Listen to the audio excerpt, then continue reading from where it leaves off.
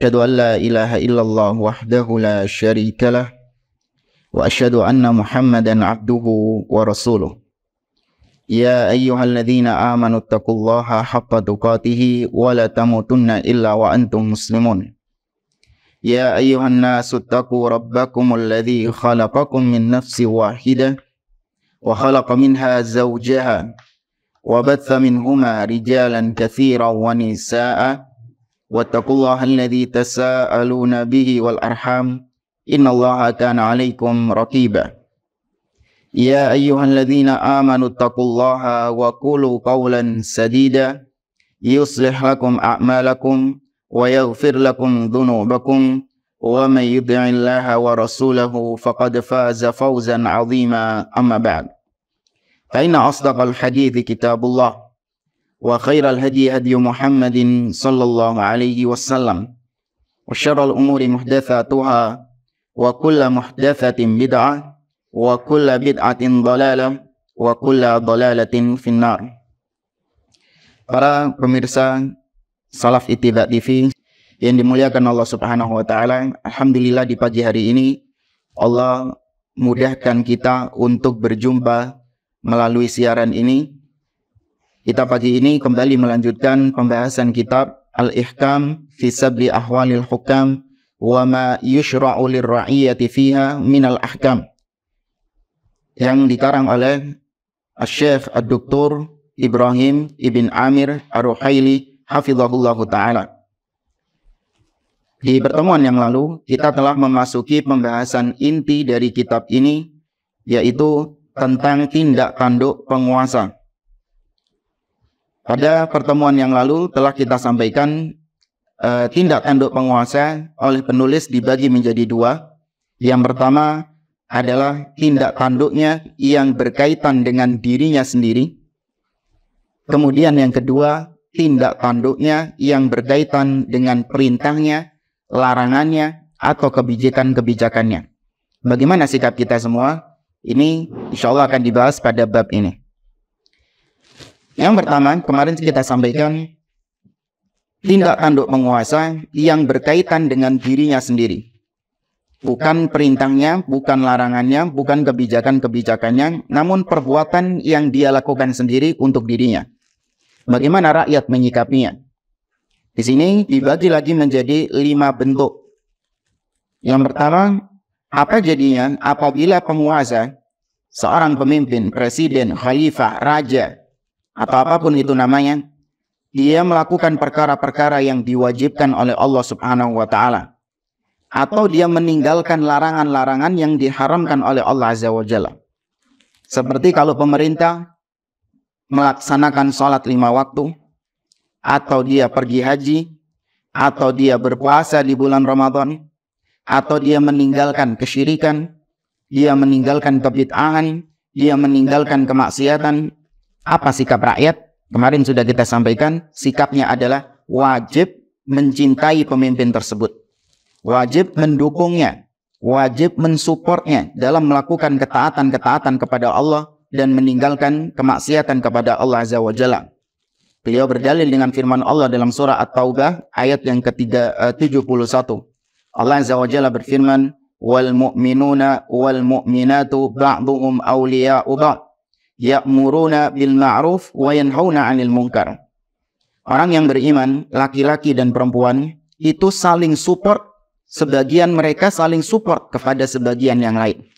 Mereka mewasiatkan, menasihatkan, memerintahkan kepada yang lain untuk berbuat yang ma'ruf dan mencegah mereka dari berbuat kemungkaran. Ini sudah kita bahas pada pertemuan sebelumnya. Sekarang kita masuk ke as-suratul tsaniyah. Bentuk kedua dari tindak tanduk penguasa terhadap dirinya sendiri, yang ia lakukan atau perbuatan yang ia lakukan. Kita baca oleh al-mu'allif hafizahullah ta'ala as-suratul tsaniyah. Bentuk kedua dari tindak tanduk penguasa, fi'luhu lil mubahat, yaitu pemerintah, pemimpin melakukan perkara-perkara yang mubah. Apa itu perkara mubah? Dijelaskan oleh para ulama, perkara mubah maknanya adalah malam ya'murillah bi fi'lihi wala bi tarkihi tadayyunan. Perkara yang mubah maknanya adalah apa-apa yang Allah Subhanahu wa Ta'ala tidak memerintahkan untuk melakukannya. Namun Allah Azza wa Jalla juga tidak melarangnya. Artinya perkara tersebut didiamkan oleh Allah Subhanahu wa Ta'ala di dalam agama ini. Nabi SAW pernah bersabda dalam haditsnya, dan ini dicantumkan oleh Imam An-Nawawi rahimahullah dalam Arba'in An-Nawawi. Nabi SAW sebagaimana diriwayatkan oleh Abu Tha'labah, Nabi bersabda, "Innallaha farada fara'idha fala tudayyi'uha, wa hadda hududan fala ta'taduha, wa harrama asya'a fala tantahikuha, wa sakata an asya' rahmatan lakum ghaira nisyanin fala tabhathu anha." Riwayat Imam Al-Baihaqi. Kata Nabi SAW, sesungguhnya Allah Subhanahu wa Ta'ala telah mewajibkan kepada kalian kewajiban-kewajiban, maka jangan kalian meninggalkan kewajiban tersebut. Dan sesungguhnya Allah Subhanahu wa Ta'ala telah memberikan batasan-batasan dalam agamanya, maka jangan kalian melampaui batasan-batasan tersebut. Dan sesungguhnya kata Nabi, Allah Azza wa Jalla mengharamkan perkara-perkara yang banyak, maka jangan kalian melanggar perkara-perkara yang diharamkan oleh Allah Azza wa Jalla itu. Dan poinnya di sini Nabi mengatakan, dan Allah diam terhadap perkara-perkara sebagai bentuk rahmat kepada kalian, bukan karena Allah lupa. Maka jangan kalian mengobok-ngobok, mengorek-ngorek perkara-perkara yang Allah diamkan. Maknanya Allah tidak menurunkan kewajiban untuk melakukannya, namun Allah Azza wa Jalla juga tidak memerintahkan untuk meninggalkannya. Nah, ini namanya mubah. Seorang misalnya dia itu tidur siang, atau dia tidur malam 1 jam, atau 2 jam, atau 3 jam, tidak bisa dikatakan perbuatannya ini perbuatan yang diperintahkan oleh Allah Subhanahu wa Ta'ala. Atau seseorang meninggalkan tidur malam, ini perkara yang mubah. Seorang begadang, perkara yang mubah apabila memang ada maslahat di situ. Tidak boleh seorang mengatakan saya begadangnya saya ini adalah bentuk ibadah kepada Allah Azza wa Jalla. Tidak. Karena perkara mubah itu tidak ada kaitannya dengan halal dan haram. Ya, perkara mubah tidak ada kaitannya dengan pahala dan dosa. Kecuali apabila dengan perkara mubah tersebut menjadi sarana untuk melakukan perbuatan yang wajib, maka berarti perkara yang mubah hukumnya juga wajib. Karena kaidah ulama usul mengatakan mala yatimul wajib illa bihi fahuwa wajib. Apa-apa yang apabila sesuatu yang wajib tidak bisa dilaksanakan kecuali dengan itu, maka berarti sarana tersebut juga termasuk wajib. Contoh misalnya seorang tidur. Kalau dia nggak tidur malam, pasti dia akan meninggalkan sholat subuh di masjid. Pasti dia tidak melaksanakan sholat subuh. Maka tidurnya dia ketika itu menjadi sarana dia untuk melaksanakan sholat subuh. Maka dengan itu tidurnya juga dikatakan wajib. Nah kalau seperti ini, naam. Tapi secara asal, hukum yang Allah tidak terangkan, baik itu tentang kewajibannya atau tentang keharamannya, maka semua mubah. Dihukumi sebagai mubah. Tapi lebih lanjut, kita baca di sini. Apabila seorang pemimpin melakukan perkara-perkara yang mubah, kata beliau, fahada la yujibu wala'an wala bara'an. Kalau seorang pemimpin melakukan perkara-perkara yang mubah, maka tidak menghasilkan konsekuensi dia dicintai karena perbuatan tersebut atau dia dibenci karena perbuatan tersebut. Alfa, 0. Ya, tidak dibenci dan tidak pula dicintai karena perbuatan itu. Tidak menimbulkan dampak loyalitas atau antipati kepada pemimpin yang melakukan perbuatan-perbuatan yang mubah. Fala yuhabbu alaihi wala yubghad. Pemimpin yang melakukan perbuatan yang mubah, dia tidak dicintai karena melakukan itu, tapi dia juga nggak bisa dibenci karena melakukan perbuatan tersebut. Li'annal mubah la yata'allaqu bi fi'lihi aw tarkihi li dzatihi madhun aw qadhun. Beliau mengatakan karena sesungguhnya perkara yang mubah tadi itu tidak ada kaitannya dengan pujian atau dengan celaan. Apabila dia melakukan perbuatan tersebut, maka dicela. Atau dia dipuji. Nggak ada kaitannya. Atau ketika dia meninggalkan perbuatan yang mubah itu, dia dibenci atau dia dicela, itu juga nggak bisa. Maka netral statusnya. Wala thawaba wala iqaba.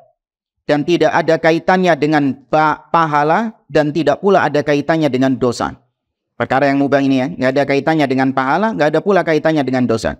Kama huwa muqarrar indal usuliyin. Sebagaimana para ulama-ulama ahli usul telah menetapkan hal tersebut. Kenapa ini disampaikan sama beliau? Kan nggak ada hubungannya sama dosa dan pahala, Ustaz. Ngapain kita membahas tentang perbuatan pemimpin yang sifatnya itu mubah? Kan nggak ada konsekuensi kita harus cinta kepada dia, kita harus benci kepada dia, kita netral-netral saja. Ngapain dibahas? Maka beliau mengatakan, ini dibahas disebabkan karena ada ahlul bid'ah yang mencela pemimpin, mengkafirkan pemimpin, hanya lantaran pemimpin itu melakukan perkara-perkara yang mubah. Nanti akan disebutkan contohnya. Keajaiban zaman, pemimpin melakukan perbuatan yang mubah, dicela sama dia, bahkan dikafirkan sama dia. Kalau seperti ini nggak heran ya. Kemarin kita sampaikan, pemimpin melakukan amal soleh, sholat 5 waktu, tetap dicela sama ahli bid'ah. Dikatakan pencitraan, ya pemimpin melakukan kurban, ya menyembelih hewan kurban, berkurban dengan kurban yang dia sendiri mungkin yang mencela ini tidak berkurban. Tapi dikata-katain ini kurbannya pencitraan atau kurbannya ini hasil korupsi waliyadzubillah. Nah, kata beliau ba'dut ta'inin fi wulatil amri yat'anuna fihim bima huwa min jinsil mubahat. Disebabkan ada sebagian ahli bid'ah, terutama dari kalangan khawarij, mencela pemimpin dikarenakan pemimpin melakukan perbuatan yang mubah. Padahal tadi kaidahnya perbuatan yang mubah tidak menghasilkan konsekuensi dia dicela karena melakukan perbuatan mubah itu, atau dia dipuji karena melakukan perbuatan itu. Tidak menimbulkan konsekuensi apa-apa. Apa contohnya? Kata beliau begini, kasuknal kusuril fariha. Seperti misalnya apabila seorang pemimpin itu tinggal di dalam istana yang megah. Ada raja tinggal di istana yang luasnya Masya Allah 10 hektar mungkin, barangkali mungkin ada, wallahu a'lam. Dengan bangunan yang megah, dengan penjaga-penjaga, pas pampresnya yang begitu banyak, kemudian di dalam rumahnya itu bertahtakan berbagai macam fasilitas-fasilitas. Seorang pemimpin memiliki istana yang megah. Baik, sebagian orang mengatakan ini pemimpin kok tidak empati terhadap rakyatnya. Sudah tahu rakyatnya kesusahan, dia enak-enakan tinggal di dalam istana yang megah seperti itu. Sedangkan rakyatnya dalam keadaan miskin, rakyatnya dalam keadaan kelaparan. Baik, maka kita tanya terlebih dahulu hukum asalnya. Apa hukumnya seseorang tinggal di dalam istana yang megah? Coba tanyakan, apa hukum asalnya seorang tinggal di rumah yang megah, tempat tinggal yang mewah, apa hukumnya? Kalau Anda mengatakan haram, mana dalilnya? Maka perkara itu mubah. Seorang tinggal di dalam istana yang megah dengan berbagai macam fasilitas yang ada di dalamnya, secara asal hukumnya mubah. Dia tidak dicintai karena tinggal di istana yang megah, tapi dia juga nggak bisa dibenci karena dia tinggal di istana yang megah. Ini konsekuensi orang yang melakukan perbuatan yang mubah. Dan anehnya, hadirin yang dimuliakan oleh Allah, jamaah yang dimuliakan oleh Allah, ahlul bid'ah, khawarij, mereka hanya mencela pemimpin yang tinggal di dalam istana-istana yang megah. Padahal selain pemimpin, banyak orang-orang yang juga tinggal di tempat-tempat yang mewah. Di tempat tinggal yang mewah, tapi selamat dari lisan mereka. Padahal kita kalau melihat fakta yang ada di lapangan, apakah cuma pemimpin yang tinggal di istana yang megah? Apakah cuma pemimpin yang memiliki mobil yang mewah? Apakah cuma pemimpin yang memakai pakaian yang mahal? Enggak. Ada banyak orang-orang yang bukan pemimpin, bukan menjabat sebagai jabatan pemimpin, tapi dia memiliki rumah yang megah, memiliki mobil yang mewah, bahkan ngalang-ngalai pemimpin mewahnya. Itu ada. Kemana lisan-lisan kalian, wahai khawarij?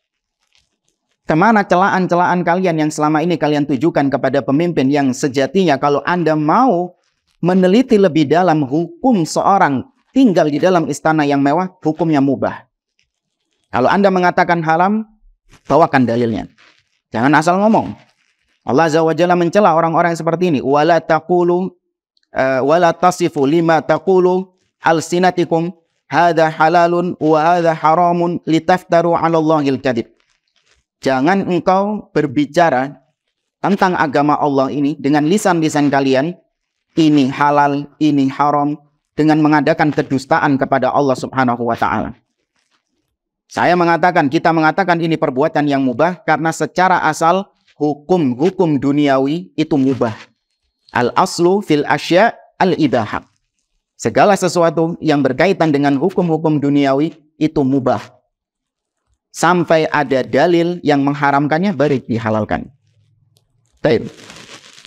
Penulis ini yaitu Syekh Ibrahim Ar-Ruhaili rahimahullahu taala, ketika beliau menjelaskan, mensyarah isi buku ini dalam daurah yang dulu pernah diselenggarakan di Solo, beliau menceritakan bahwa ada di Saudi sana seorang yang datang kepada beliau, tiba-tiba mengatakan kepada beliau bahwa pemimpin atau raja Arab Saudi itu sudah kafir. Ditanya oleh Syekh, kenapa engkau mengkafirkan raja? Dia mengatakan karena sang raja tinggal di istana yang mewah, tempatnya di atas bukit. Ini kekufuran. Kenapa? Karena dia tinggal di atasnya Nabi Muhammad SAW yang dikubur di bawah tanah. Ini kan kurang ajar, Syekh. Nabi dikubur di bawah tanah, dia tinggal di atas. Ini kan berarti sama saja merendahkan Nabi Muhammad SAW. Kemudian apa jawaban Syekh? Syekh mengatakan, wa aina taskun? Kau tinggal di mana rumahmu? Dia mengatakan, saya tinggal di apartemen. Kau tinggal di lantai berapa? Aku tinggal fid daur tsani. Aku tinggal di lantai kedua. Maka sama saja kalau gitu kau juga kafir. Ini gak masuk akal. Orang-orang yang mencela pemimpin dikarenakan pemimpin memiliki istana yang megah, tinggal di tempat yang tinggi misalnya, dia dikafirkan hanya gara-gara lihat perkara-perkara yang gak masuk akal. Nabi SAW tinggal di bawah tanah, dikubur di bawah tanah, sedangkan dia tinggal di atas. Emang kenapa? Adakah Nabi SAW menyuruh kita untuk kita menggali lubang supaya kita kedudukannya di bawah Nabi SAW? Itu jadi otikus. Nah, ini terkadang memang otaknya ahli bid'ah itu error. Bukan terkadang, pasti memang. Ya, otaknya ahli bid'ah itu error. Hadirin atau jamaah yang dimuliakan oleh Allah Subhanahu wa taala, seperti tadi tinggal di istana yang megah. Kemudian yang kedua, di antara perkara mubah seperti wa tamalluk al-amwalit ta'ilah. Seperti seorang pemimpin memiliki harta yang banyak. Seorang pemimpin yang kaya raya. Maka kembalikan ke hukum asal. Terkadang lisannya ahli bid'ah mencela pemimpin dikarenakan pemimpin memiliki harta yang banyak. Dia mengatakan, ini pemimpin punya uang banyak di rekeningnya. Pasti itu gara-gara korupsi. Ada orang-orang yang memang seperti itu, lisannya kepada pemimpin. Maka kita tanya kepada dia, Mas, Pak, Bu, apa hukumnya seorang memiliki harta yang banyak? Pemimpin atau bukan pemimpin? Nabi SAW mengatakan, ni'mal malus soleh lirrajulis soleh. Sebaik-baik harta adalah harta yang dimiliki oleh orang yang soleh. Artinya Nabi SAW tidak melarang seorang muslim memiliki harta yang banyak, selama memang itu didapatkan dengan cara yang halal dan dikeluarkan dengan cara yang halal juga. Dan bukan tugas Anda mengaudit pemimpin, mengaudit orang. Itu bukan tugas Anda. Anda tidak dibebankan oleh Allah Subhanahu wa taala untuk menghisap, menghitung keuangan orang-orang yang kaya. Ada orang kaya ini. Kemudian Anda mengatakan ini dia kaya raya karena dia ini korupsi, karena dia ini mencuri, karena dia ini merampok dan lain sebagainya. Kemudian Anda tanya kepada dia, kau kaya raya seperti ini, ngolong ya? Dapat dari mana uangnya? Ini bukan tugas Anda seperti itu. Ya, maka coba tanyakan kembali dalil secara asal apa seorang pemimpin, hukum seorang pemimpin memiliki harta yang banyak. Maka pasti jawabannya mubah. Ini perkara yang mubah. Pemimpin tidak dicintai karena dia memiliki harta yang banyak, tapi juga tidak menimbulkan konsekuensi dia dibenci karena memiliki harta yang banyak. Baik. Kemudian yang ketiga, contoh berikutnya, wattawassu' fil ma'akil wal masyarib al mubaha. Seorang pemimpin itu punya makanan-makanan yang enak, minuman-minuman yang lezat. Ya, dia makan dengan makanan yang enak, minum dengan minuman yang enak. Sebagian orang, ini pemimpin kok nggak peka ya. Dia enak-enakan makan dengan makanan yang mahal. Apa makanan mahal? Apa? Biskuit yang merah itu yang katanya jutaan itu. Katakan seorang pemimpin makan biskuit itu, yang harganya katanya jutaan itu. Orang kalau melihat seperti itu, ini pemimpin kok nggak punya empati ya. Rakyatnya banyak yang miskin, makan saja susah, dia makan dengan makanan yang mahal, super mahal seperti itu. Sik mas, sabar. Jangan Anda tergesa-gesa mencela pemimpin. Kembalikan dulu ke hukum asalnya. Apa hukum asal seorang makan dengan makanan yang enak, dengan makanan yang mahal? Kalau Anda mengatakan itu haram, bawakan dalilnya. Ternyata mubah. Ya, kembali ke hukum asal yang tadi kita katakan, pemimpin kalau memakan makanan yang mahal, memakan makanan yang mewah, dia tidak dicintai karena hal itu, tapi dia juga tidak dibenci karena hal itu. Sudah, ini hal yang mubah. Ya. In kana tamallukuhum laha min tariqin mubah. Nah, ini diikat oleh beliau. Kalau memang pemimpin tersebut dia punya istana yang megah, kemudian dia punya harta yang banyak, dia makan dan minum dengan makanan yang enak. Kalau ini dimiliki oleh dia dengan cara yang baik, dengan cara yang halal, maka tidak bisa dicela. Kecuali kalau memang dia memiliki perkara-perkara tersebut, kemewahan-kemewahan tersebut, dia mendapatkannya dengan cara yang haram. Maka yang dicela bukan makanannya, bukan istananya, bukan mobil mewahnya yang dicela, tapi perbuatan dia mendapatkan itu dengan cara yang haram. Ini harus dibedakan. Wala yashab istikhdamuhum laha mahdhurun syar'i ka israfin au makhila. Atau juga dia mendapatkan kekayaan itu dengan cara yang halal, tapi niatnya dia menampakkan kemewahan, istana yang megah, makanan-makanan yang enak, mobil yang mewah, itu dia gunakan hanya untuk berhambur-hamburan. Ya, hanya untuk bermegah-megahan, hanya untuk kesombongan. Nah, kalau yang seperti ini, iya, maka dia tercela melakukan perbuatan tersebut. Fala tujibut ta'an alaihim. Meskipun tercela, namun juga tidak boleh seseorang memberontak kepada dia, atau mengumbar aibnya, atau mencaci maki dia. Kalau itu perbuatan yang tercela, dia punya istana yang megah karena buat action, buat gaya-gayaan, ya itu tercela. Maka tugasmu adalah mendatangi dia dan menasihati dia. Nah, kalau nggak mampu, la yukallifullahu nafsan illa wus'aha. Maka tidak boleh mencela pemimpin bima kana biha kama huwa sya'nu fi amatin nas. Ya, tidak boleh mencela pemimpin, jangan seperti kebanyakan manusia yang tatkala pemimpin pakai baju yang mahal, pakai mobil yang mahal, pakai pas pampres yang ketat, itu dicela sama rakyatnya. Qala Nabi sallallahu alaihi wasallam, beliau membawakan hadis ini diriwayatkan oleh Imam Ahmad. Nabi sallallahu alaihi wasallam mengatakan, "Kulu washrabu walbasu watasaddaqu fi ghairi israfin wala makhila." Kata Nabi sallallahu alaihi wasallam, makanlah kalian, minumlah kalian, ya, walbasu dan pakailah pakaian kalian, watasaddaqu dan bersedekahlah kalian, tapi jangan kalian menghambur-hamburkan harta kalian dan jangan pula kalian sombong dalam makan dan minum atau dalam berpakaian. Wa qala Ibnu Abbas radhiyallahu anhuma, Abdullah bin Abbas berkata, "Kul ma syi't walbas ma syi'ta ma akhta'atka ithnan." Israf, saraf wa makhila. Kata Abdullah bin Abbas, makanlah apa-apa yang kau inginkan. Kemudian pakailah pakaian sesuai dengan apa yang kau inginkan. Nggak apa-apa, hukumnya mubah selama tidak menimpamu dua hal. Apa itu? Berlebih-lebihan, menghambur-hamburkan, atau kesombongan. Ya, berlebih-lebihan dan kesombongan. Selama tidak ada dua hal ini, Seorang mau makan makanan jutaan, mau minum minuman jutaan, mau memakai pakaian jutaan, selama tidak menghambur-hamburkan dan selama dia tidak sombong dalam menggunakannya, maka hukumnya mubah. Dia tidak dicintai karenanya dan dia juga tidak dibenci karenanya. Wala rubbama ta'allaqa biha min jihati wulatil amr masalihu matlubatun syar'an. Dan terkadang kalau kita melihat dalam kondisi seorang pemimpin, seorang sebagai pemimpin, justru perkara-perkara yang tadi kita katakan bermewah-mewahan, ternyata di balik itu ada kemaslahatan-kemaslahatan syar'i yang memang dituntut pemimpin harus seperti itu.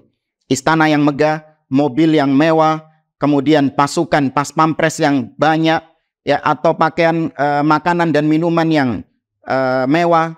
Ternyata itu memang ada perkara-perkara maslahat-maslahat yang pemimpin ternyata membutuhkan perkara tersebut. Fa'inna wulatal amri yunatu bihim minal huquqi wal masalih ma la yunatu bi ghairihim. Karena seorang pemimpin, dia itu punya tugas menjaga hak-hak rakyat, menjaga kemaslahatan rakyat, ya, menjaga keamanan rakyat, yang tugas ini tidak dibebankan kepada selain pemimpin. Rakyat nggak ditugaskan kayak gitu. Kita ini sebagai rakyat tidak ditugaskan untuk menjaga, ya, untuk mengamankan, untuk membuat gentar negara-negara lain. Kita nggak diperintahkan, dibebankan untuk itu. Tapi seorang pemimpin, dia dibebankan untuk menjaga kredibilitas bangsa, menjaga kedaulatan bangsa. Dia dituntut untuk menjaga wibawa martabat bangsa Indonesia. Dia dituntut untuk itu. Kahifdhi haibatis sultan. Ya, dia menjaga wibawa kekuasaannya. Wa idhar izzil Islam. Atau seorang pemimpin dituntut untuk menampakkan kejayaan Islam. Wastiqbalil muluki war ru'asa'i wal umara'i wal wujaha wastidhafatihim mimma la yatahaqqaqu illa bi syai'in min dzalik. Seorang pemimpin, dia dibebankan untuk menerima kunjungan-kunjungan dari negara lain. Dia menerima kunjungan presiden dari negara lain, atau kunjungan pejabat, menteri dari negara lain. Nah, gimana seorang pemimpin? Dia nggak punya rumah yang megah, nggak punya istana yang megah, nggak punya kendaraan yang mewah, nggak punya pas pampres yang banyak. Dia menjamu tamu-tamu dari negara lain, pemimpin-pemimpin dari negara lain. Dilihat ini Indonesia kok rumahnya, istananya kok miskin, kecil, kempro, pas pampresnya nggak ada, mobilnya juga jorok. Ini gimana? Wibawa seorang pemimpin, wibawa satu negara akan jatuh. Negara-negara lain akan memandang Indonesia ini nggak ada nilainya. Maka itu diperlukan sama pemimpin. Ada maslahatnya di situ. Ya, terkadang rakyat tidak melihat dari sisi ini. Dia hanya bercermin pada dirinya. Kok cek enak banget. Saya makan pas-pasan, pemimpin makan makanan enak. Ada maslahatnya di situ yang Anda tidak ketahui. Dan ingat sekali lagi, bukan tugas Anda untuk menghisap, menghitung, mengaudit apa-apa yang dimiliki sama pemimpin. Baik. Apa dalilnya, Ustaz? Kok ngarang gitu, Ustaz? Kok seakan-akan mengenakkan pemimpin? Enggak, ini semua ada tuntunannya dari para salafus saleh. Kita baca kisahnya. Wa min hadza ma kana min Muawiyah radhiyallahu anhu indama kana amiran 'ala Syam li Umar ibn al-Khattab radhiyallahu anhuma kama dzakara Ibnu Abdul Bar. Dikisahkan Muawiyah Ibn Abi Sufyan radhiyallahu anhuma, seorang gubernur Syam. Ya, Muawiyah seorang gubernur Syam di zaman Umar ibn al-Khattab radhiyallahu anhu. Jadi Muawiyah, kisah ini ketika Muawiyah menjabat sebagai gubernur Syam di zamannya Umar ibn al-Khattab. Ini diriwayatkan oleh Ibnu Abdul Bar. Diceritakan wa qala Umar iddakhala Syam wa ra'a Muawiyah. Suatu ketika Umar ibn al-Khattab itu pernah datang ke Syam. Syam itu kalau sekarang kita petakan ada 4 wilayah di situ, ya, Lebanon, kemudian Urdun atau Yordan, kemudian Syria atau Suriah, dan Filistin atau Palestina. Ya, meskipun di Google Map nggak ada Palestina, tapi tetap 4 negara itu yang dulunya menjadi Syam. Taib. Suatu ketika Umar ibn Khattab datang ke negeri Syam. Dan Umar bertemu dengan Muawiyah, sang gubernur. Ketika itu Umar mengatakan kepada Muawiyah, "Hadza Kisrul Arab." Waduh, ente kok sudah kayak Kisronya orang Arab. Ya, Kisra ini julukan bagi rajanya Persia. Raja Persia yang terkenal dengan kemewahannya, dengan kemegahannya, dengan jumlah pasukan yang banyak. Umar menjuluki Muawiyah dengan kemewahannya Muawiyah itu dengan Kisra Arab. Kisronya orang Arab. Kaisarnya orang Arab.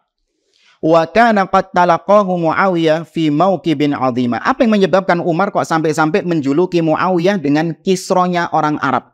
Ternyata ketika bertemu dengan Umar ibn Khattab, Muawiyah itu dikawal dengan pengawalan yang sangat besar sekali. Dengan jumlah pasukan yang sangat besar sekali. Falamma dana minhu qala lahu. Ketika Umar mendekat kepada Muawiyah, Umar mengatakan kepada Muawiyah, "Anta sahibul mauqibil 'azim." Wahai Muawiyah, ini pasukan ente semua, ini segini banyak. Ya, segini banyak ini pasukanmu semua. Qal, "Na'am ya Amirul Mukminin." Kata Muawiyah bin Abi Sufyan, "Iya, benar, wahai Amirul Mukminin." Umar mengatakan lagi, "Ma'ama yablughuni min wuqufi dzawil hajat bibabik." Kau memiliki pemimpin yang besar seperti ini, padahal telah sampai berita di telingaku bahwa ada banyak orang-orang miskin yang ngantri di depan pintumu. Maksudnya Umar, gini loh wahai Muawiyah. Ini pasukan yang banyak seperti ini kan ngabisin anggaran negara. Menghabiskan uang negara. Sedangkan rakyatmu dalam keadaan miskin. Sama nggak dengan kondisi orang-orang di zaman sekarang? Yang ketika melihat pemimpin itu bermewah-mewahan dengan mobilnya, bermewah-mewahan dengan istananya, sedangkan rakyatnya masih banyak yang miskin, apakah langsung dicela? Tunggu dulu. Lihat bagaimana sikapnya, fikihnya Umar ibn Khattab setelah dijelaskan oleh Muawiyah bin Abi Sufyan. Tapi kembali ke kisah lagi. Wahai Muawiyah, kau memiliki pasukan yang banyak seperti ini, padahal aku mendengar banyak orang-orang miskin yang ngantri di depan pintumu ya untuk memenuhi hajat mereka. Kata Muawiyah, "Qal ma'ama yablughuka min dzalik." Iya, aku memiliki pemimpin yang besar seperti ini, meskipun sesuai dengan apa yang kau dengar tadi, banyak orang-orang miskin yang ngantri di depan pintuku. Ini kalau putus sampai di sini, habis Muawiyah. Banyak orang miskin tapi dia menghambur-hamburkan uang negara dengan pas pampres yang begitu besar, pasukan yang begitu besar. Ditanya sama Umar ibn Khattab, "Walima taf'alu hadha?" Dan kenapa engkau melakukan perbuatan ini wahai Muawiyah? Lihat alasannya Muawiyah. Beliau mengatakan, "Nahnu bi ardin jawasisul adu biha katsira." Kata Muawiyah, "Wahai Amirul Mukminin, kita ini sekarang berada di negeri Syam. Negeri Syam ini dikenal dengan musuh-musuh yang senantiasa mengintai. Banyak musuh-musuh yang siap menerkam kita, siap mencaplok kita. Dan memang sejarahnya negeri Syam, terutama Palestina, terutama lagi kota Al-Quds atau Yerusalem, itu dijadikan primadona rebutan bangsa-bangsa sudah sejak zaman dahulu. Sampai detik ini menjadi rebutan. Nah, maksud Muawiyah bin Abi Sufyan, negeri Syam ini adalah negeri yang banyak sekali orang yang menginginkan negeri Syam, mencaplok negeri Syam ini. Ya, kata beliau, banyak mata-matanya di sini. Fayajibu an nubhira min izzis sultan ma nurhibuhum bihi.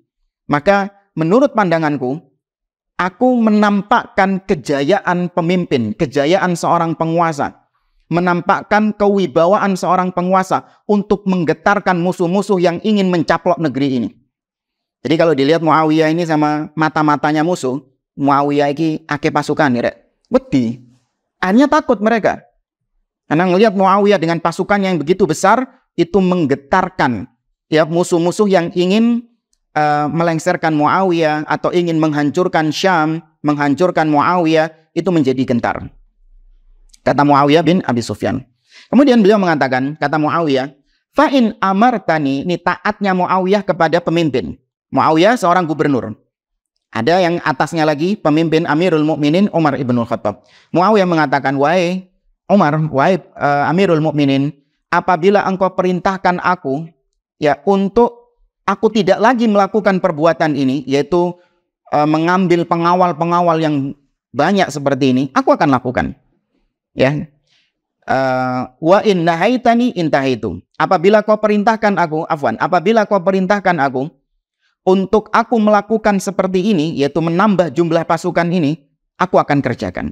Tapi kalau kau melarangku, sudahlah, wahai Muawiyah, jangan kau ini ngambil pasukan yang banyak seperti ini, ngabisin duit. Wis seadanya saja, sisanya kau sedekahkan kepada rakyatmu. Kalau kau menyuruh seperti itu, aku akan hentikan. Ya, aku akan ya mungkin dipecat pasukannya atau apa.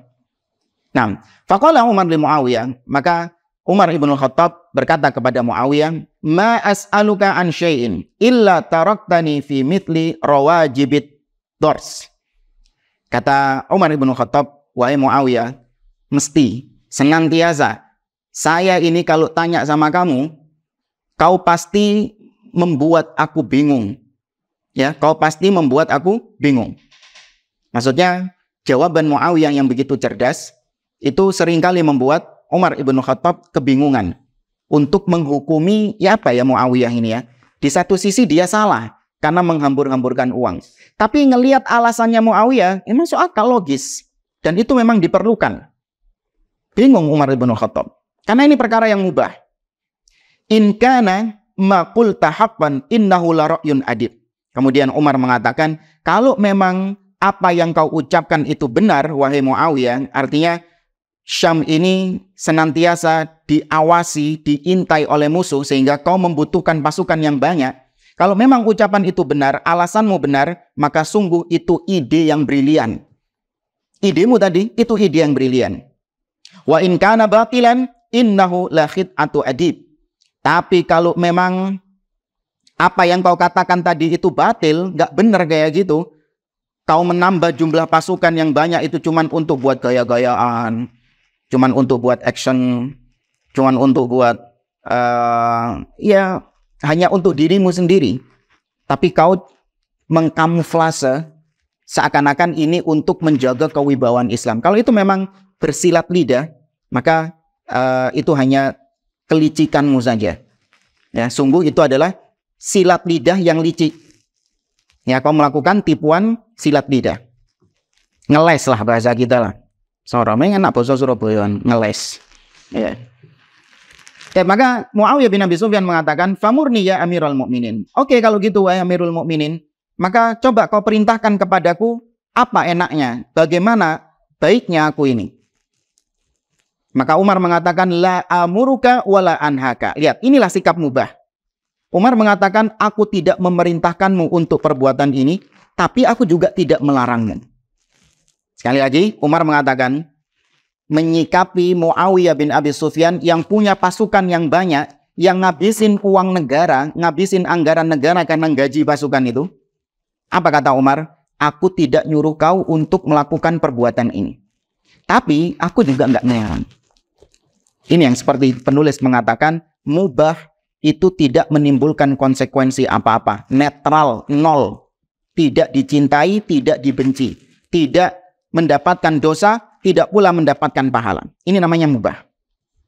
Dan kemudian seorang berkata kepada Umar, ya Amirul Mukminin, ma ahsana ma sadarul fata amma aurattahu fihi. Wahai Amirul Mukminin, sungguh alasan yang dikemukakan oleh Muawiyah itu lebih baik daripada alasan yang kau katakan. Ya, alasannya Muawiyah lebih logis daripada alasanmu. Maka Umar mengatakan, li husni masadirihi wa mawaridihi jasyamnahu ma jasyamnahu. Iya, memang karena disebabkan Muawiyah ini punya kredibilitas, kecerdasan.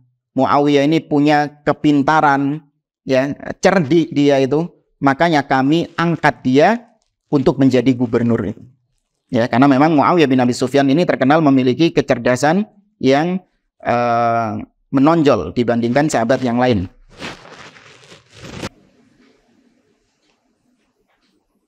Bentuk yang ketiga,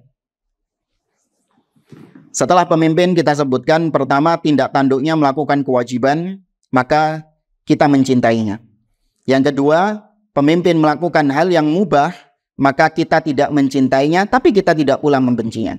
Sekarang gambaran yang ketiga, tarkuhu lil mustahabbat wa fi'luhu lil makruhat.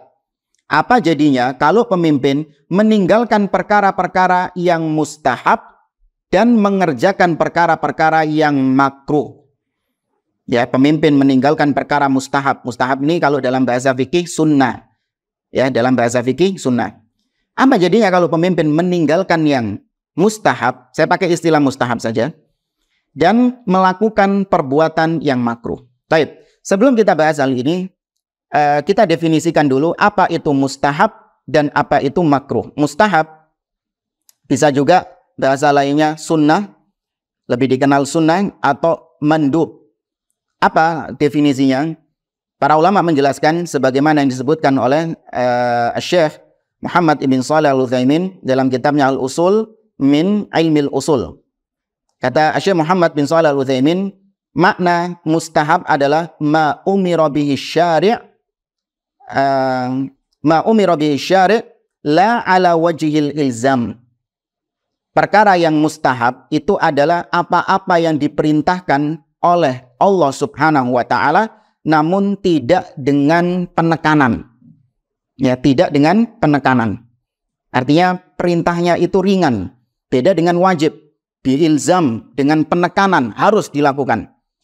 Dan punya implikasi, ya, kata Syekh Utsaimin, sunnah ini implikasinya adalah yuthabu fa'iluhu imtithalan wa la yu'aqabu tarikuhu. Implikasinya orang yang melakukan sunnah ini adalah dia mendapatkan pahala apabila dia kerjakan hal itu karena Allah Subhanahu wa taala, namun wala yu'aqabu tarikuhu, dan dia tidak mendapatkan dosa karena meninggalkannya. Ya, ini perkara sunnah. Makruh kebalikannya.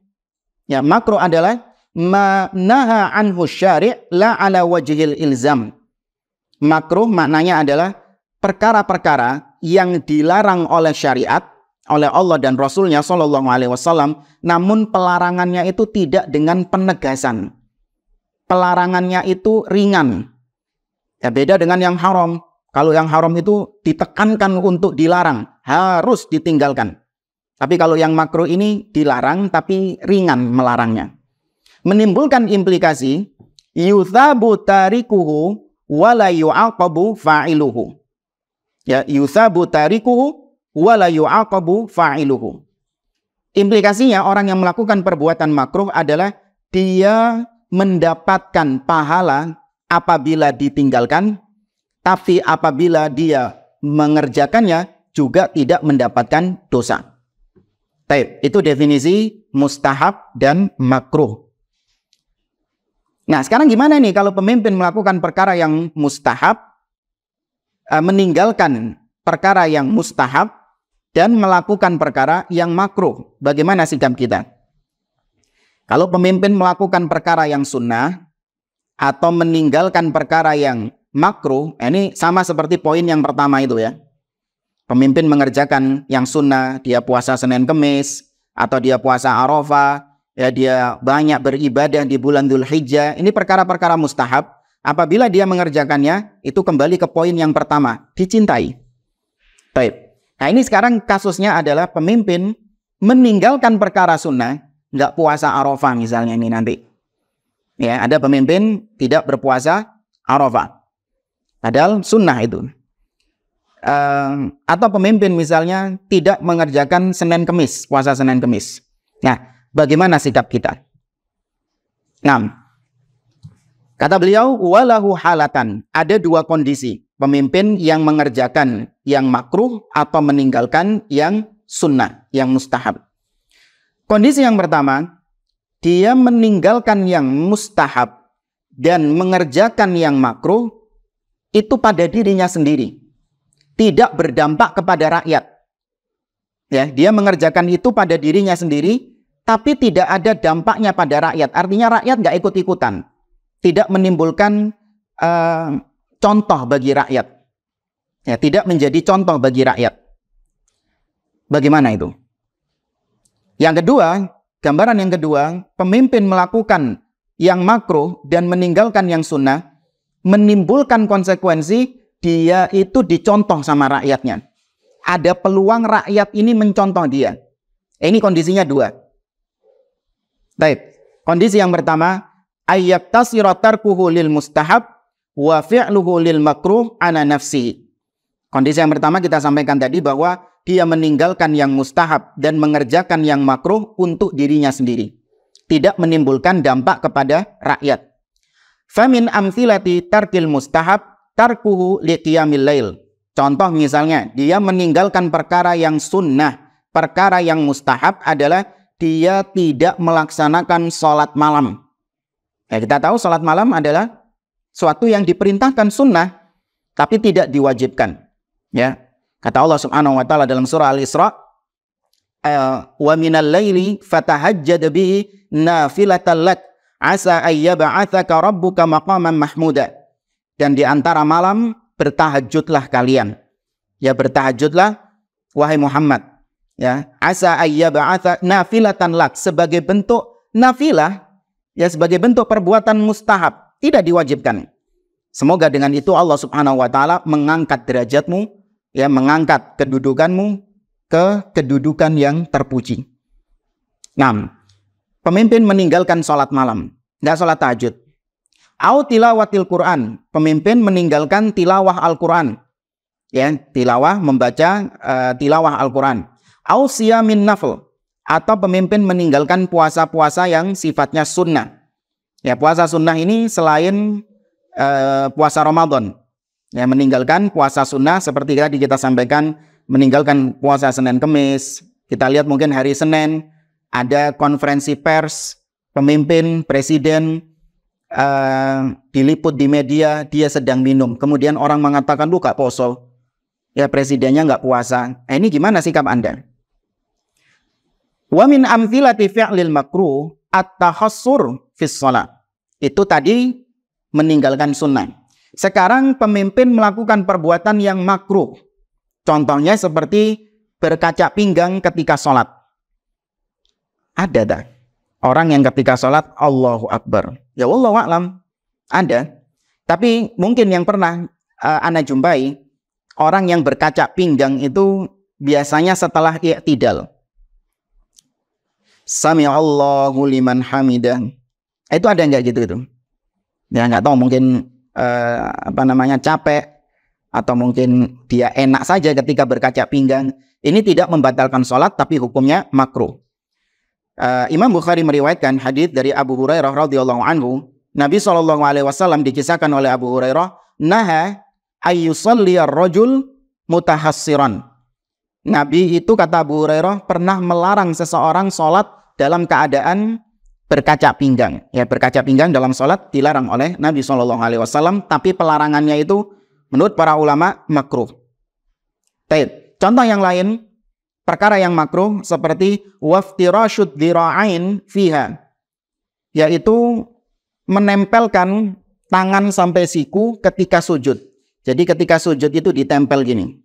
Mestinya diangkat sikunya, tapi ada pemimpin mungkin kita lihat ketika sholat ditempelkan tangan sikunya ini, tangan ke siku. Ini makruh dalam sholat. Wa ta'jilus sahur. Contoh lain yang makruh adalah seorang pemimpin menyegerakan sahur. Jadi sahur itu jam adzan subuh mungkin jam 4:15, 4:15. Nah, ini pemimpin sahurnya jam 2. Dia sudah makan sahur. Mungkin dia live TikTok, enggak ada TikTok ya. Live Instagram atau apa. Ini saya sedang makan sahur. Lihat si jam lurus ya sahur. Ini perbuatan yang makruh karena sunnahnya itu mengakhirkan sahur, sunnahnya. Pemimpin mendahulukan, menyegerakan sahur, wa ta'khirul fitri fis shaum. Pemimpin menyegerakan sahur dan mengakhirkan berbuka. Ya, mengakhirkan berbuka. Berbuka puasa itu sunnahnya disegerakan. Tapi kita lihat ada mungkin gambaran bagaimana jadinya kalau pemimpin ketika sudah azan maghrib, waktunya berbuka, tapi dia nggak berbuka. Dia tunda-tunda sampai mau isya, baru dia berbuka. Ya. Dan Nabi SAW pernah mengatakan, la yazalun nasu bi khairin ma'ajjalul fitr wa ta'khirus sahur. Kata Nabi SAW, senantiasa manusia itu dalam keadaan baik selama mereka mengakhirkan sahur dan menyegerakan berbuka. Ya, mengakhirkan sahur dan menyegerakan berbuka, ini sunnahnya kayak gitu. Berarti kalau kebalikannya, makruh hukumnya. Baik, bagaimana pemimpin kalau melakukan perbuatan yang kita sebutkan tadi, nggak sholat malam, ya, tidak berpuasa sunnah, atau dia ketika sholat berkaca pinggang, ketika sujud ditempelkan sikunya, kalau sahur jam 2, kalau buka puasa habis isya. Apa perbuatan, bagaimana rakyat, sikap rakyat kalau mendapati pemimpin seperti itu? Maka kata beliau, fala yatarattab ala dzalika inkar wala ta'zim li anna tarkal mustahab wa fi'lal makruh laisa bimaksiyah mata ma'taqada istihbabal mustahab wa karahatal makruh. Yang dilakukan oleh kita sebagai rakyat ketika mendapati pemimpin meninggalkan perkara yang mustahab dan melakukan perkara yang makruh, maka tidak menimbulkan dampak kita mengingkari perbuatan pemimpin tersebut. Atau dikatakan pemimpin tersebut melakukan perbuatan dosa. Ya, karena mengakhirkan sahur, mengakhirkan puasa, buka puasa dan menyegerakan sahur. Itu berdosa pemimpin tersebut. Enggak. Ya, tidak menimbulkan dampak seperti itu. Karena kata beliau hukumnya orang yang meninggalkan sunnah dan mengerjakan perkara yang makruh itu tidak dihukumi dia sedang bermaksiat kepada Allah Subhanahu wa taala.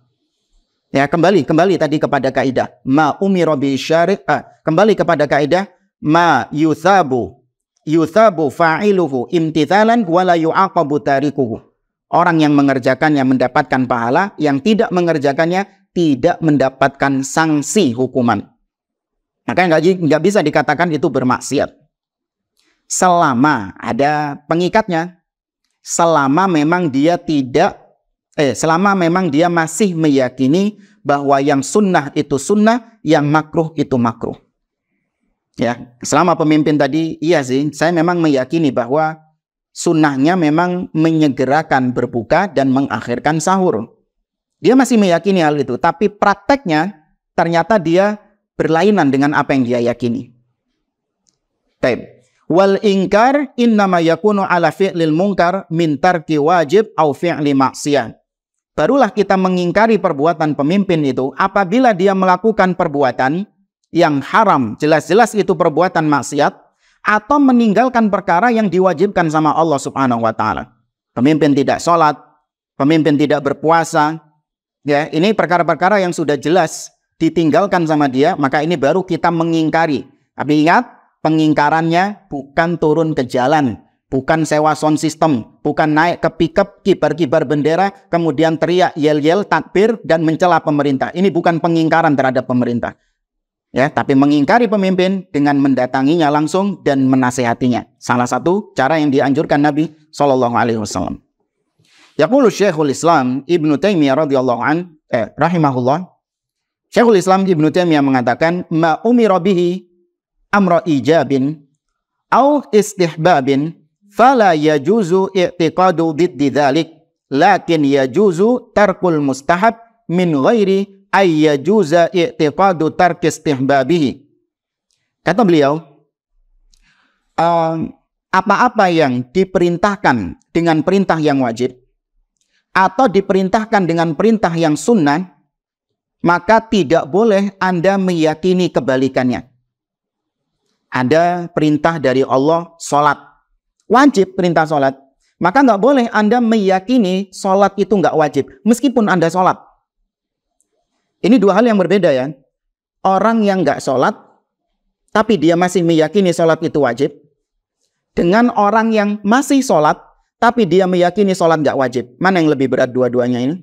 Di antara dua ini? Yang lebih berat yang kedua. Dia masih sholat, tapi dia meyakini sholat 5 waktu nggak wajib. Ini lebih dahsyat. Khamr itu haram. Ya, khamr itu haram. Meskipun dia masih minum khamr. Ini berdosa, bermaksiat. Tapi ada orang yang dia itu tidak minum khamr, tapi dia meyakini khamr itu halal hukumnya. Ya, kata Syekhul Islam, nggak boleh Anda meyakini kebalikan dari hukum tersebut. Kalau wajib, katakan wajib. Kalau sunnah, katakan sunnah. Kalau makruh, katakan makruh. Kalau haram, yakini itu haram. Nah, akan tetapi, boleh seseorang meninggalkan perkara yang mustahab tanpa meyakini tentang meninggalkan yang mustahab itu adalah sebuah kebaikan. Jadi kalau ada orang yang menganggap menyegerakan sahur, padahal mestinya kan sahur diakhirkan, tapi dia menyegerakan sahur, jam 2 sudah sahur dia. Ada orang yang menganggap, oh ini lebih baik jam 2. Kenapa? Biar nanti tambah lama laparnya.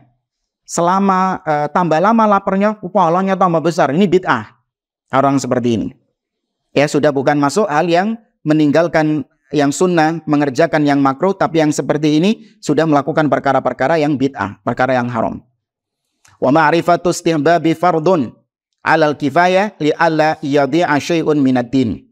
Mengetahui perkara itu sunnah atau tidak, itu perkara yang diwajibkan secara kifayah, enggak semua orang.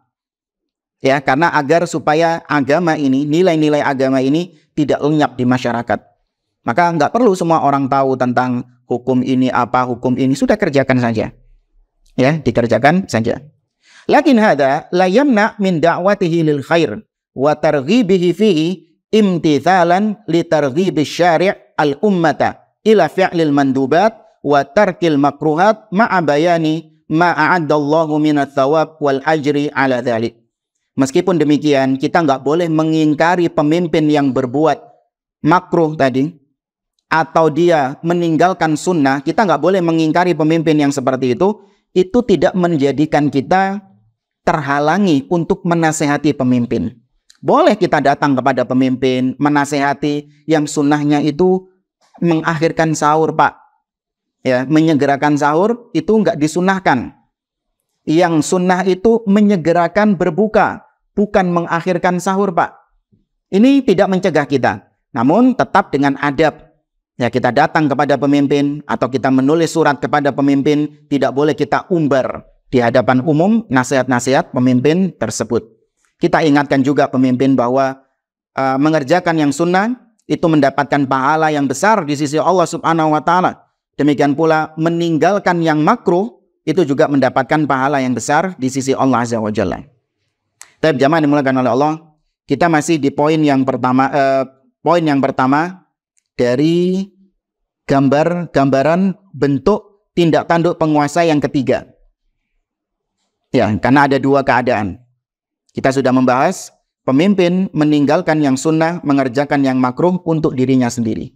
Nah, insya Allah pada pertemuan yang akan datang, contoh yang lain, keadaan yang lain, pemimpin mengerjakan yang makruh dan meninggalkan yang sunnah berdampak kepada orang lain. Nah, wallahu a'lam bishawab. Kita masuk ke sesi berikutnya, sesi tanya jawab. Bismillah.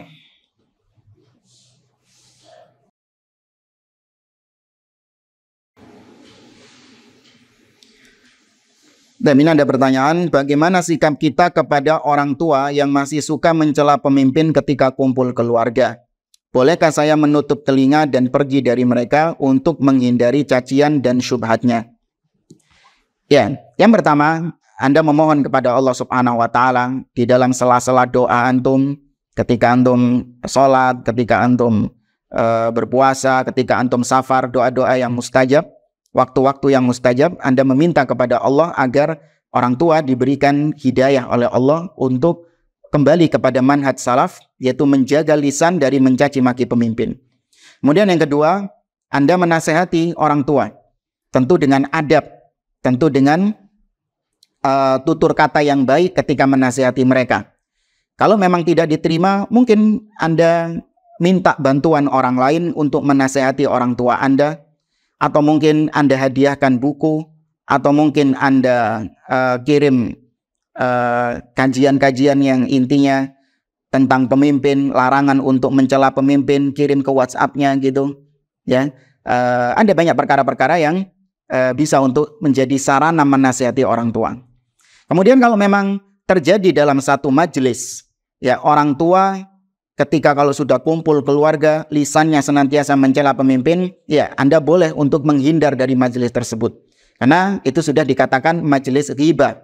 Majelis ghibah bukan cuma yang menghibah yang mendapatkan dosa, namun yang ikut nimbrung di situ, ikut mendengarkannya, bahkan khawatir nanti ada syubhat, Anda nanti juga ikut-ikutan benci kepada penguasa, ini juga mendapatkan dosa.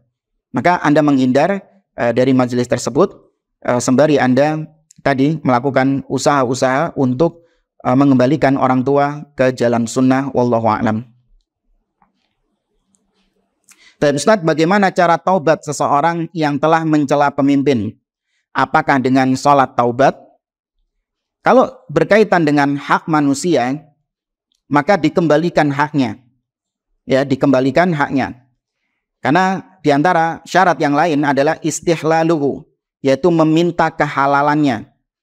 Ya, Anda mencela pemimpin, memfitnah pemimpin, ternyata tidak seperti yang Anda tuduhkan, maka Anda harus mengembalikannya. Anda kasih gambar sederhana, Anda mencela pemimpin di medsos. Anda sudah ngata-ngatai pemimpin zalim, padahal masih belum terbukti, hanya masih desas-desus misalnya. Pemimpin difitnah, korupsi. Masih desas-desus. Ya, belum ada buktinya. Dan itu urusan pengadilan. Nggak perlu Anda ikut-ikutan dalam hal itu.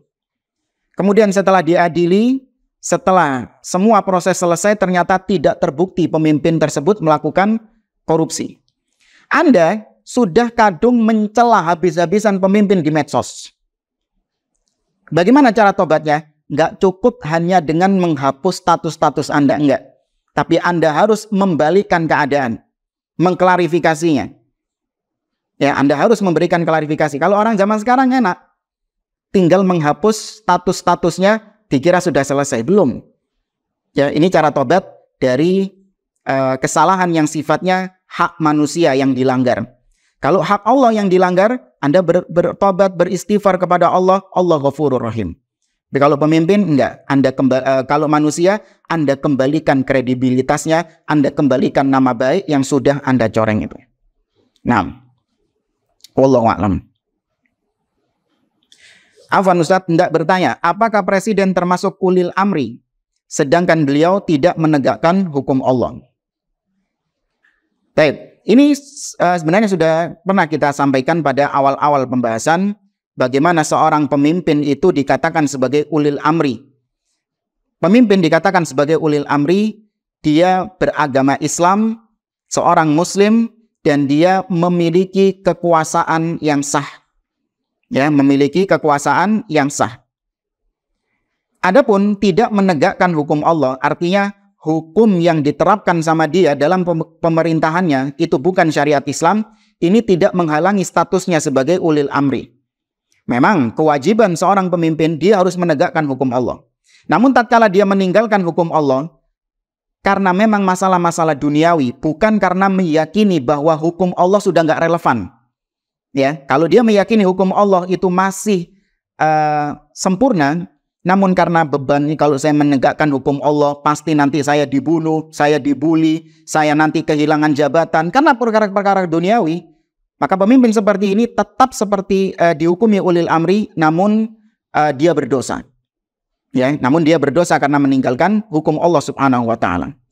Nabi SAW bersabda dalam riwayat Imam Muslim dari hadis Hudzaifah ibnul Yaman radhiyallahu anhu, Nabi mengatakan, sayakunu a'immatun la yahtaduna bihudai wa la yastannuna bisunnati wa sayaqumu fihim rijalun qulubuhum qulubus syayatin fi juthmani ins. Kata Nabi, akan ada pemimpin-pemimpin yang tidak menggunakan petunjukku dan tidak menggunakan sunnahku, dan akan ada di antara mereka orang-orang yang berhati setan dalam tubuh manusia. Hudzaifah bertanya, kaifa asna'u in adraktu dzalik? Ya Rasulullah, bagaimana sikapku kalau mendapati pemimpin yang tidak menggunakan petunjukmu? Kan artinya tidak menggunakan hukum Allah Subhanahu wa Ta'ala. Ya, tidak menggunakan syariat Nabi Muhammad SAW. Maka Nabi berpesan, tasma' wa tuti'. Kau tetap mendengar dan taat kepada pemimpin itu.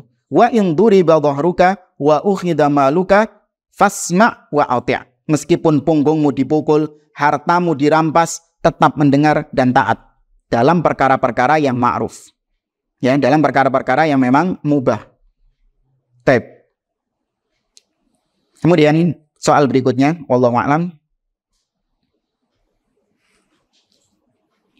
Afwan Ustaz, apabila di suatu kota yang mayoritas penduduknya muslim, tetapi dipimpin oleh wali kota kafir, apakah ini ada keringanan bagi penduduknya untuk memberontak? Wah, kejauhan ini masih bab-bab terakhir ini.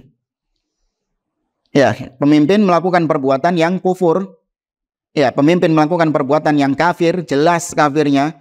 Dia siaran pers di depan umum, saya hari ini murtad, na'udzubillah. Ya, maka pemimpin seperti ini nggak dianggap lagi sebagai waliul amr.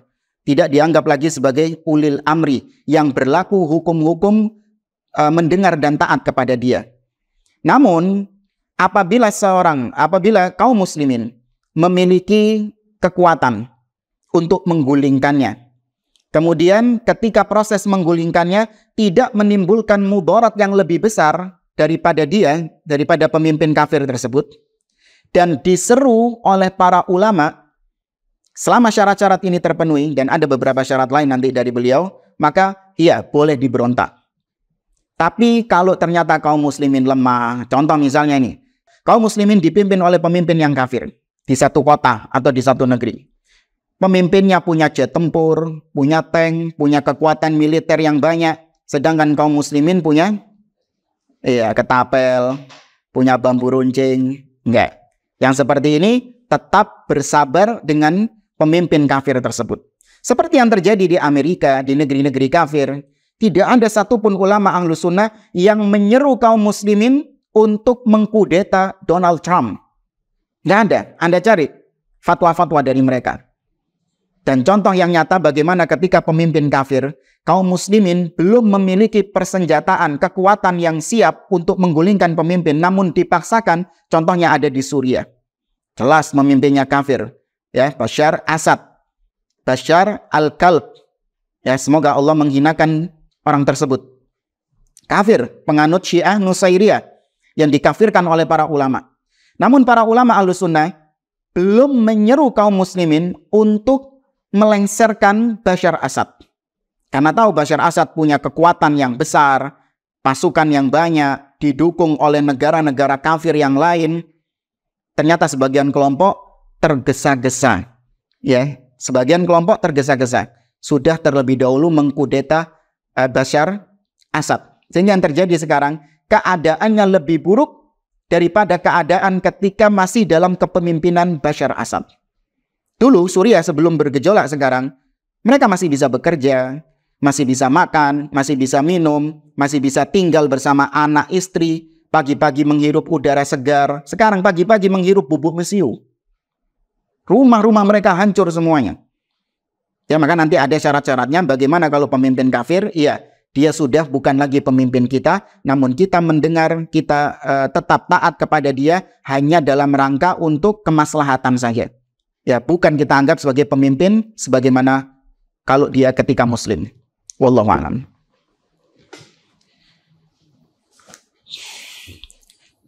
Assalamualaikum Ustaz. Waalaikumsalam. Jika kita melihat pemimpin sujud di kaki manusia, apakah dia jatuh kepada syirik akbar? Apakah boleh kita nahi mungkar, menasihati langsung di depannya, atau bolehkah mengkudetanya? Di antara kaidah dalam mengkafirkan, vonis kafir, dilihat terlebih dahulu apakah perbuatan itu kufur atau belum kufur. Kalau tadi contohnya sujud di kaki manusia, artinya dia sujud kepada selain Allah Subhanahu wa Ta'ala. Kalau kita petakan perbuatannya dulu, iya, ini perbuatan yang kufur. Ancamannya, barang siapa yang melakukannya, maka dia kufur, keluar dari Islam. Namun kalau diterapkan kepada person, individu tertentu, maka belum tentu.